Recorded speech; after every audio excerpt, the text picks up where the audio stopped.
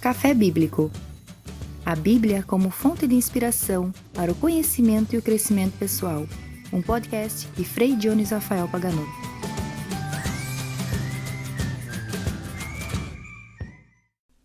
Bem-vindos a esse episódio do podcast Café Bíblico, que, como vocês sabem, a cada semana partilha um café e uma reflexão bíblica para atualizar algum conhecimento do nosso vasto contexto bíblico e assim colaborar no conhecimento e no crescimento pessoal. 2020, episódio número 6. Há algumas semanas, o ex-ministro da Saúde, Mandetta, deu um conselho interessante às pessoas. Ele pedia para desligar um pouco a televisão e tentar passar um pouco mais de tempo com a família, revendo um pouco os valores, aprimorando aquele contato pessoal que é tão importante na nossa vida. Mandetta não queria desvalorizar o grande e essencial serviço que os meios de comunicação fazem. Transmitir as notícias é fundamental, mas aquilo que ele chamava atenção é para essa onda de notícias ruins. Não que nós devemos fechar os olhos para aquilo que está acontecendo, muito pelo contrário. Devemos abrir os olhos e se proteger. Mas ele queria justamente chamar a atenção sobre essa onda de notícias ruins. Porque se eu ligo a televisão e ouço uma notícia ruim, e daqui 20 minutos a mesma notícia, daqui meia hora a mesma notícia, tudo aquilo vai gerando uma onda de pessimismo. Coronavírus, crise política, crise econômica, são tantas coisas negativas que deixam a nossa moral lá embaixo. E é difícil se concentrar nesse momento em aspectos positivos. Aceitar que é tudo imprevisível nos últimos dias. E nesse momento, a palavra otimismo pode até parecer um pouco fora de moda para cada um de nós. Ao ouvir a palavra otimismo, o que te vem em mente? É possível? É realista? Deixa para lá? Por isso que o tema de hoje do nosso podcast é esse. É possível ter otimismo hoje? Texto bíblico. Para refletir sobre otimismo, eu proponho um texto do Evangelho de Lucas, capítulo 5, a pesca milagrosa. A multidão se comprimia ao redor de Jesus à margem do lago de Genezaré. Jesus viu 2 pequenos barcos parados à margem do lago. Os pescadores tinham desembarcado e lavavam as redes. Jesus subiu no barco de Simão e pediu para que ele se afastasse um pouco da terra. Depois disse a Simão: levem o barco para águas mais profundas e lancem as redes para a pesca.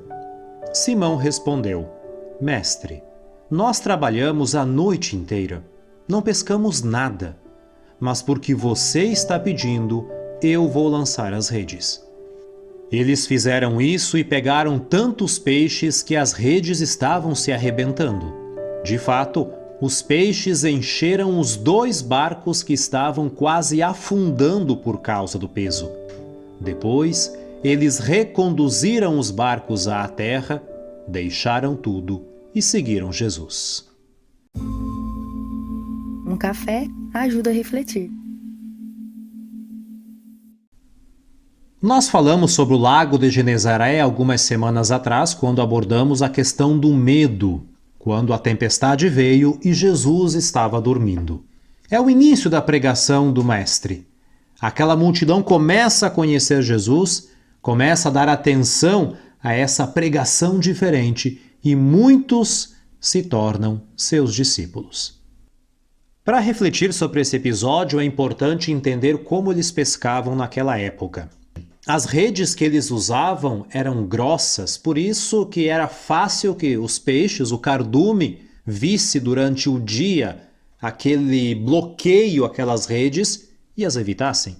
Por isso que os pescadores preferiam pescar à noite, aonde era mais fácil apanhar o cardume, sobretudo pelo fato que esses peixes que tinham naquele lago de Genezaré preferiam ir um pouco mais próximos à superfície, pela água morna também e um pouco pela luminosidade noturna da lua. Durante o dia, além de ver aquele bloqueio das redes, os peixes iam um pouco mais para o fundo. Quando Jesus pede para Pedro, avancem para águas mais profundas, a primeira coisa que vem em mente são aspectos negativos. Eles trabalharam a noite toda, estão cansados. Remaram muito para ir pescar, para voltar para a margem, nessas barcas que tinham mais ou menos uns 5 metros de comprimento. Durante aquela noite, quantas vezes jogaram as redes e puxaram o peso disso tudo? Era muito normal naquela época que os pescadores até se jogassem na água para também tirar essas redes, trabalhar com elas, se não estivesse até chovendo. Então é provável que eles trabalhassem muitas vezes molhados. Eram pescadores espertos e sabem que naquela noite não pegaram nada. Além do mais, Jesus estava pregando na margem, tinha uma multidão ouvindo a pregação de Jesus. E com certeza, no meio daquela multidão, se os pescadores espertos fossem de novo pescar de dia, quantas pessoas poderiam pensar ou até rir deles? O que eles estão fazendo? Por outro lado, Pedro confia em Jesus. Tem 2 barcos, é um trabalho em equipe. Essa pesca milagrosa vai justamente acontecer na frente de toda aquela multidão. Por isso que ele não dá tanto atenção àquilo que as pessoas podem pensar ou dizer a respeito dele. E ele decide sair daquela zona de conforto, porque ele já estava talvez pensando, depois de lavar essas redes, deixá-las no sol para secar e usar na noite seguinte, ele já pensava em ir para casa, descansar, dormir um pouco. Mas quando Jesus pede, ele sente que aquela noite ainda não terminou, que nem tudo está perdido e que o sustento da família dele pode ter uma garantia para aquele dia. Eu quis falar primeiro os aspectos negativos porque essa é a nossa natural reação, um pouco pessimista. Primeiro ver os obstáculos, depois ver algo positivo. Pedro, naquele momento, não falou para Jesus tudo aquilo de negativo que eu elenquei, mas com certeza pensou no coração. Ele então pega o barco, com Jesus dentro, e avança para águas mais profundas. Porque na maior parte das vezes, sempre temos como primeira resposta um não. Pedro aqui faz diferente. Ele já diz sim. Senhor, trabalhamos a noite inteira, estamos cansados, mas porque você está dizendo, eu vou. Por isso que, na minha opinião, Pedro é uma pessoa otimista. Ele não está negando a realidade, está cansado.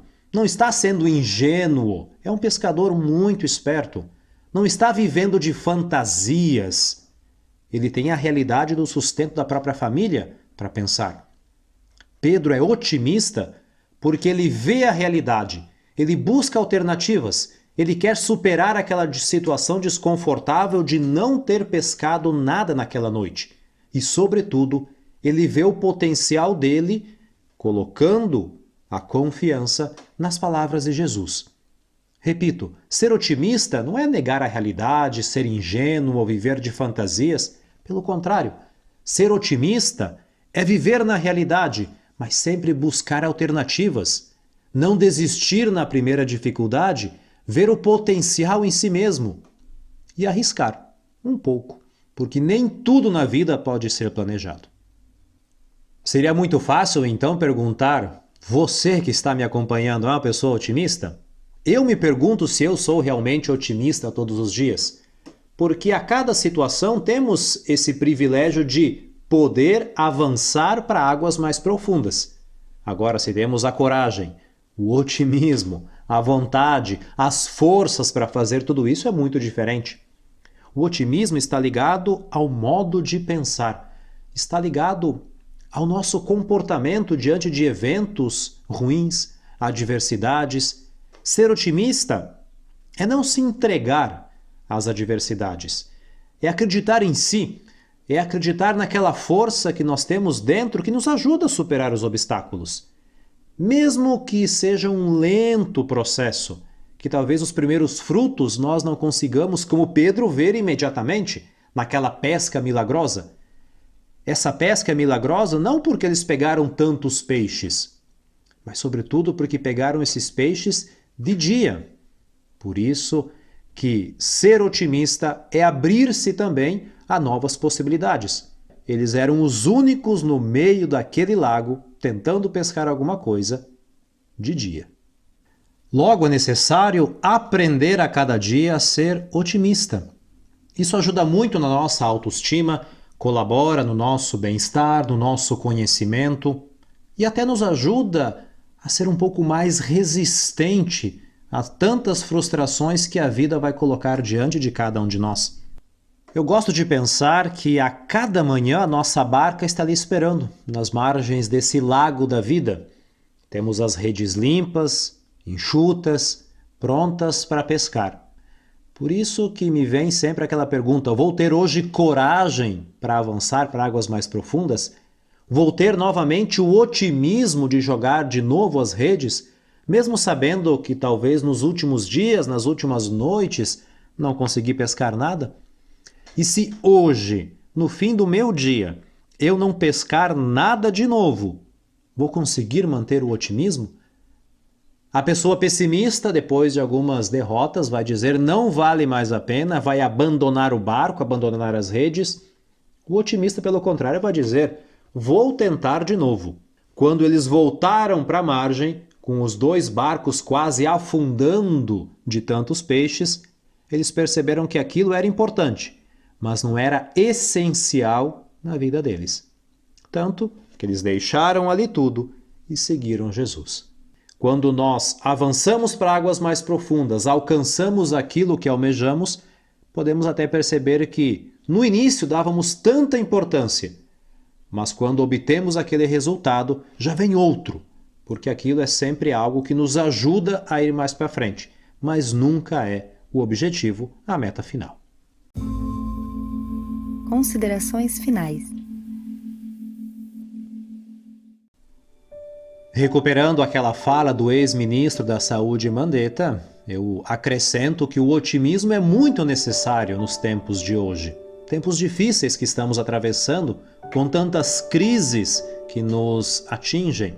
E o otimismo exige um esforço diário. Não é sair sorrindo por aí, porque há também situações trágicas em que o otimismo não se encaixa perfeitamente, como um acidente, uma morte, um divórcio difícil. Um pouco de pessimismo ajuda no luto a entender bem certas situações de realidade, mas é o otimismo que vai nos dar aquela força para continuar. Repito, ser otimista nunca é viver longe da realidade. Logo, para manter o otimismo, são necessários alguns gestos muito simples que, se acaso nós repetimos todos os dias, isso nos ajuda a manter essa força interior. Como comemorar as conquistas que obtivemos? Aquela pesca milagrosa foi festejada pelos discípulos, com certeza. Ver os pontos positivos em qualquer situação. Dar um sentido àquela noite aonde eles não pegaram nada. Valorizar o trabalho em equipe, porque Pedro era um líder, mas ele tinha outro barco junto e outras pessoas junto com ele. Esse trabalho em equipe é necessário sempre na nossa vida. E, sobretudo, viver de um modo leve. Confiar naquela palavra, ter um pouco de bom humor. Pedro era um pescador esperto, se espantou com toda aquela pesca, com toda aquela quantidade de peixe. Não disse aos outros ou a Jesus, eu sou o mais experiente aqui. Na tua palavra, avanço para águas mais profundas, te dou um voto de confiança e olha só que resultado que ele obteve. Concluo o Café Bíblico de hoje com uma expressão em latim, que vem da tradução de Jerônimo, de todos os textos bíblicos, chamada Vulgata. Naquela expressão, avancem para águas mais profundas, Jerônimo traduziu duc in altum. Duc, conduzam, é uma ordem. In altum tem um duplo sentido. Aquela ambiguidade que enriquece. Porque in altum significa mais para o profundo e, ao mesmo tempo, mais para o alto. Então Jesus convida Pedro e os outros discípulos que estavam naquelas barcas, avancem para mais profundo, para mais alto. Depende de cada um de nós. Quando nós avançamos e temos a coragem e o otimismo de ir aonde os demais não têm, é ali que vamos encontrar algo muito mais profundo e muito mais alto. Desejo a você uma ótima e abençoada semana e até o nosso próximo Café Bíblico.